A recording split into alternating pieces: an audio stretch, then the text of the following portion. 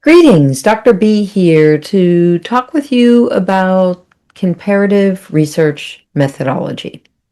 So, in psychology, we're a science because of not because of what we study, but because of how we study it. And in order to test those hypotheses, we need to engage in very targeted research methodology. Now, just so you know, even undergraduate students experience an entire semester looking at these topics, and graduate students have, depending if what type of graduate program they're in, might have multiple study sessions of this.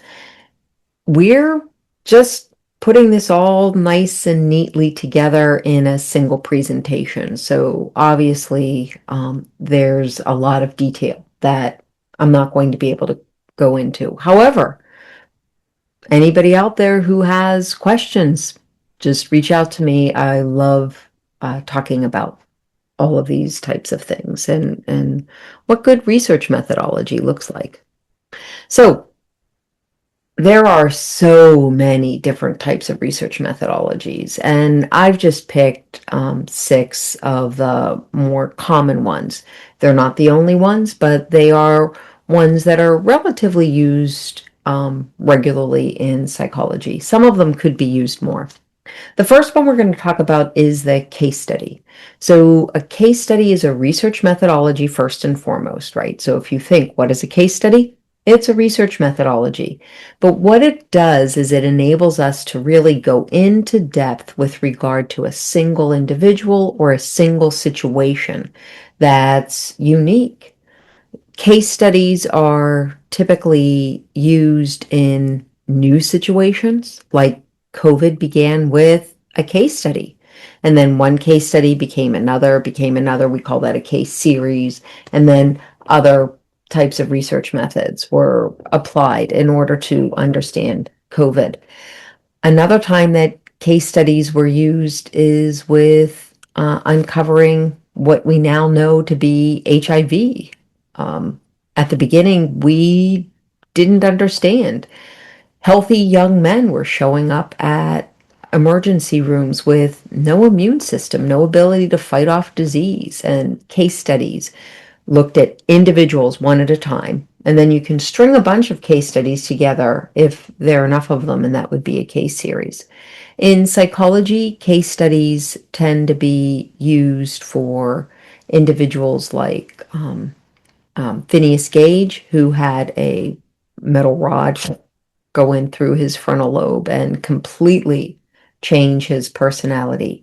Or HM, who had epilepsy, and they had to remove his, or they tried to remove his medial temporal lobe, and in doing so completely wiped out his ability to have short-term memory. Long-term memory at all. Like it was all gone. And so we can look at these rare or unique individuals and go in and make sense of what's going on. It can provide really, really useful information. What we can't do with a case study, though, is to generalize information from that single case to another.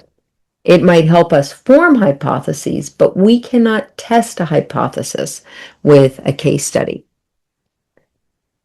Archival records are one of those types of research methods that I think are underutilized. We're using existing data that was collected for some other purpose that's just already out there.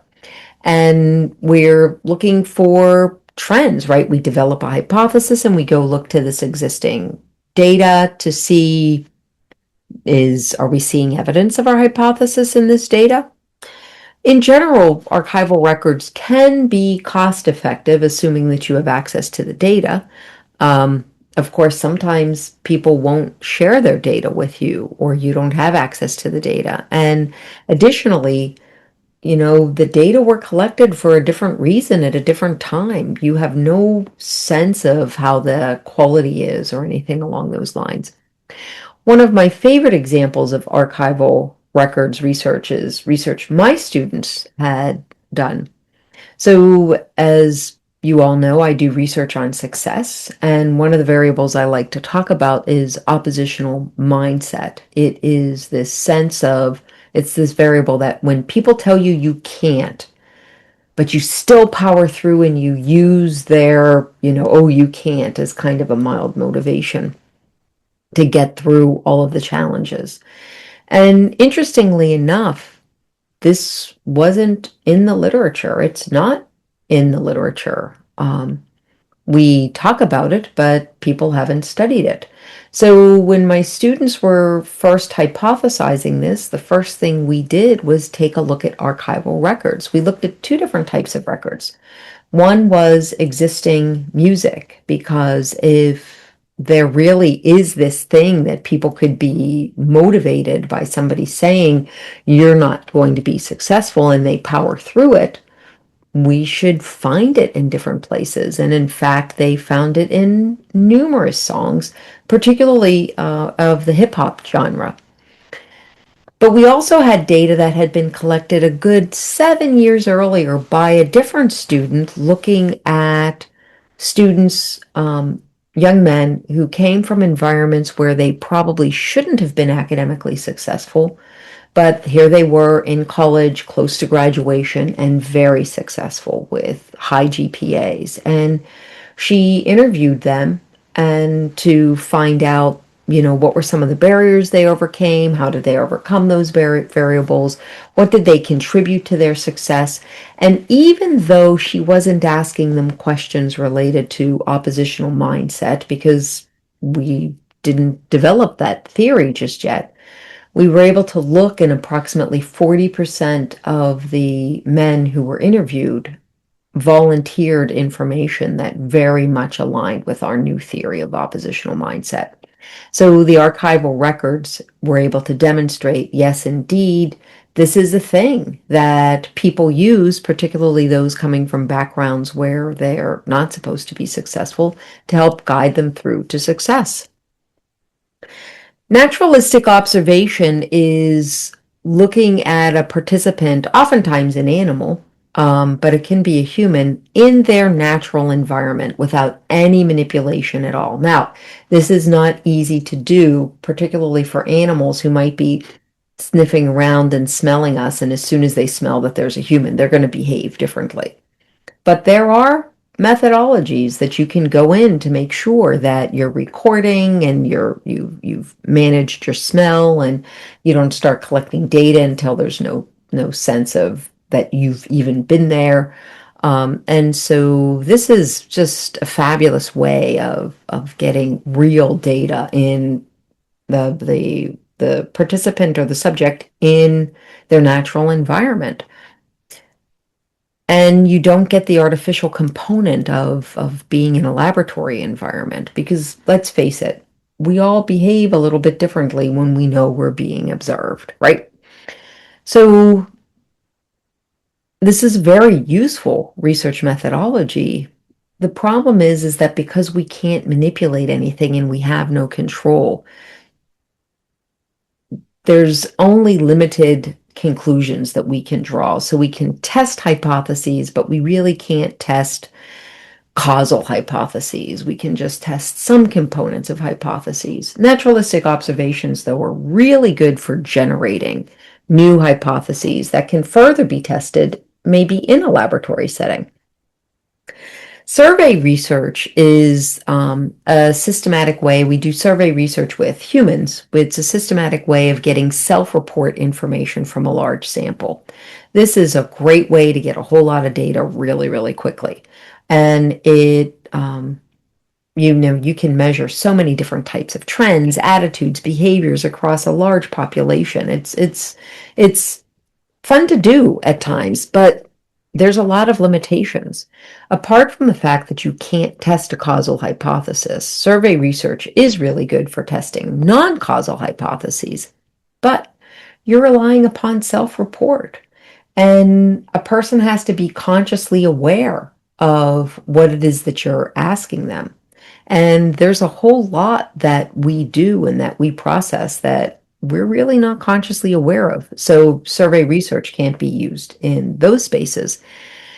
It's also very vulnerable to, surveys are really vulnerable to social desirability. People like to respond in a socially desirable way. And in some places, like if you're doing organizational effectiveness surveys, right, to get a sense of, does this organization, is it high in value congruency, that the mission and the align with the actions and how the money's being spent and the decisions, or is it high in meta decision making or high in culture of support? So, or culture of respect. So is it a respectful culture? Is it high in meta decision making? Are you able to, as an employee, make sense of who's making the decisions, under what circumstances are they making the decisions, what's driving those decisions? And the truth is that if you're working in a really dysfunctional environment, you may not trust what's going to happen with that data. And you're not going to answer honestly, now are you? If you're worried that your boss is going to find out that you have these negative things to say about the organization, you might not even complete the survey at all, or complete it and kind of mute the negative components of things so that you yourself don't get into trouble. So there's real limitations to surveys, but we do get a lot of data out of it, and it does enable us to test hypotheses in the context of those limitations. Now, the gold standard in psychology is the experiment. It is the only research method that enables us to test the causal hypothesis. But three things have to be true in order for it to test causal hypotheses and for it to be a real experiment. One, the researcher has to be able to manipulate the variable of interest. The independent variable has to be manipulatable and control what's going on, control the levels and control the exposure. There has to be a lot of control. The participants need to be able to be randomly assigned, that they have an equal chance of being in any of the groups, and that assignment is done independently. By the way, that space right there is where a lot of research gets all mucked up and where we end up with problems. And so if you've ever seen the outcome of a study and then you're like, no, I don't know if I trust that. And then another study comes out and it says something different. And you're like, see, we can't just trust research. The truth of the matter is that it probably was a breakdown in the research methodology right at this particular spot of how random assignment was conducted. A lot of studies mess up right there.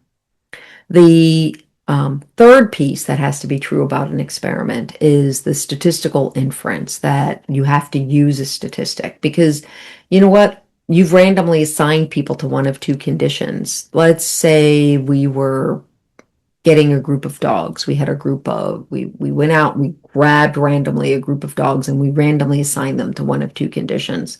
And we wanted to check if a particular toy increased the running speeds of the dog or something, let's just say. It's possible by chance you could get a whole bunch of greyhounds in a single condition and they're going to run pretty quickly and they're going to not need the toy to do so. And maybe you have a bunch of bulldogs, as adorable as they are not noted for their speed and running. And that can happen by chance, right? Statistics gets in and factors in what's chance versus what's that real difference. And it's necessary. Without it, you don't have an experiment. Here's another place, though, where things can fall down, because a lot of times I see people using the wrong statistic.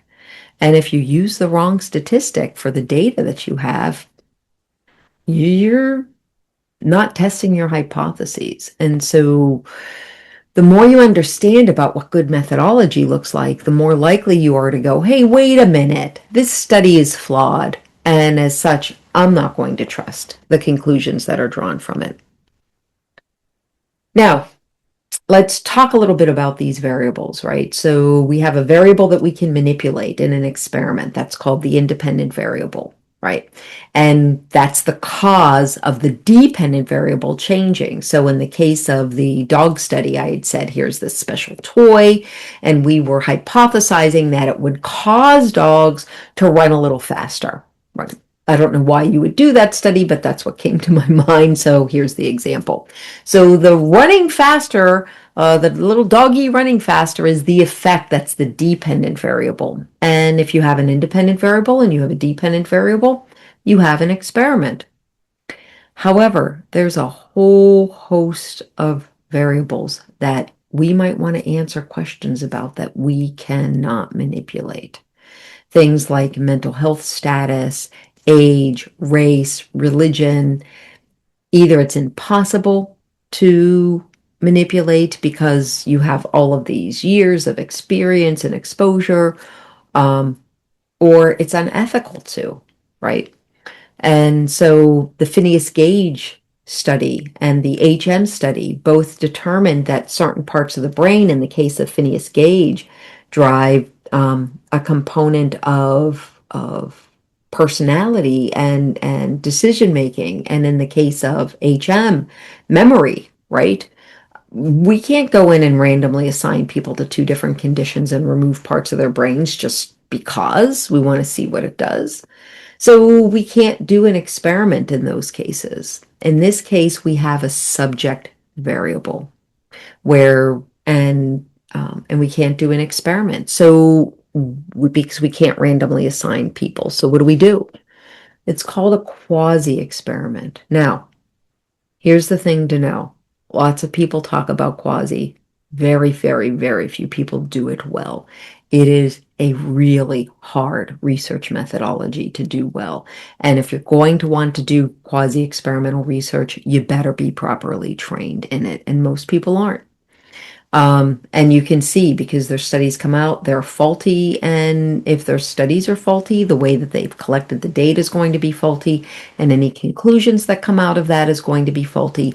And it's not that the science of psychology is squishy. It's that, and that we can't figure anything out from the research. It's that there unfortunately are some people doing some really inappropriate things with research methodology, and quasi experiment is one of them.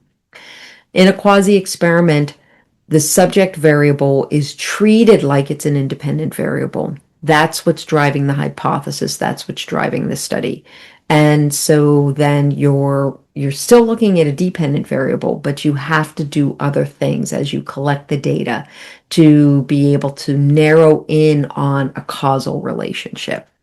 Quasi means close, so you get close to an experiment, which means you get close to understanding causal hypothesis, but it's never 100% right on. So that's something to keep in mind, because ultimately, without random assignment, there's still going to be variables in there that could be masking what actually is really going on. Ultimately, you start with your hypothesis, that prediction about the relationship between two or more variables. And that hypothesis tells you, here are my variables. And that determines, do you have an independent variable? Do you have a subject variable? Can you randomly assign it? Can you not randomly assign it? Is this a new hypothesis, brand new? Maybe you should start with a archival record, or start with easier methodology where you can grab a lot of data like a survey. Or is it something that you can get into a more rigorous experiment or quasi experiment to really dive into understanding what's going on and that relationship among the variables? Ultimately, though, the hypothesis determines the variables, and the hypothesis and the variables determine. So, as we think about these different types of research methods, remember there are other types of research methods out there. These are the ones that are primarily used in psychology, with the experiment really being what you are aspiring to, except when you have a variable that's a subject variable that you cannot manipulate and you cannot randomly assign people.